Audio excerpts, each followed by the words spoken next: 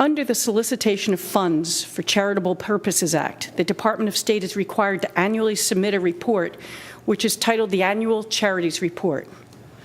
Now, not saying much about my hobbies, I've spent a great deal of time looking over the last couple of years' reports. They're typically issued the end of August, early September.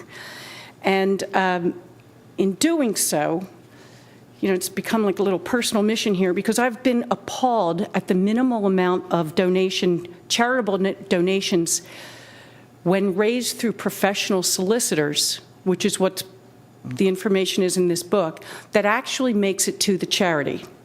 Okay, that number, fiscal year 2013-14 was 38.3% going to the charity, with an average of 61.7 or $770 million of the $1.2 billion raised going to the professional solicitors. Right. So that's a lot. I mean, a lot of these dollars, they're hard. Sure. However you're making a dollar, you're working hard for it. Often it's a vulnerable population, but what really concerns me is that these dollars are being given in earnest in the name of a charity. Correct. Now,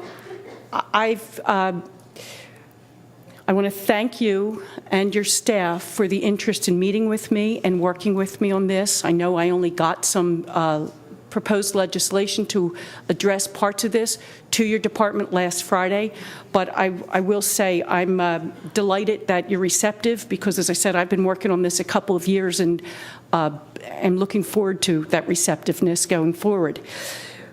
One of the problems, and even though I was working on this, all of a sudden the theater of this was rolling out right in my own district when there was a high-profile former sportscaster being on trial for starting charities, raising money in the name of the charities, and giving squat to these charities. The money was kept. He's now going to be spending time in jail. But what got me, and as I look at your budget and I see the a reduction in the Bureau of Corporations and Charitable Organizations, this was a very successful case that your department worked on, and your detectives did a great job, and I'm most appreciative of it.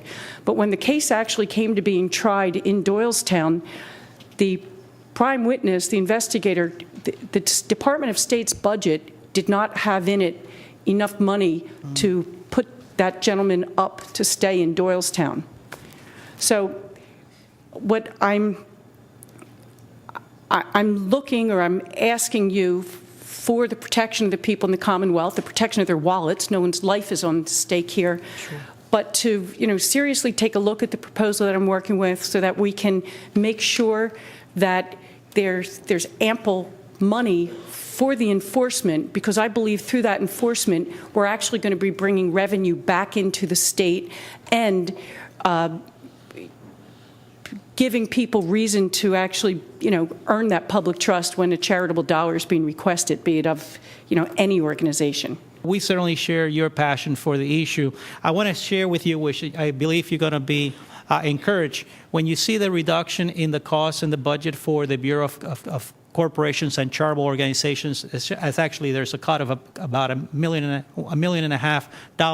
It's not because we're cutting anything within the project, within the program area. It's just that we already have completed an upgrade in the technology that costs $1.5 million. Oh, great. So the funding went to upgrade the technology. That project will be completed by the end of this fiscal year. So we would not be needing that money for the next year. But we're not reducing our zeal and our commitment to prosecute, and that's something that we certainly will do very aggressively. Thanks.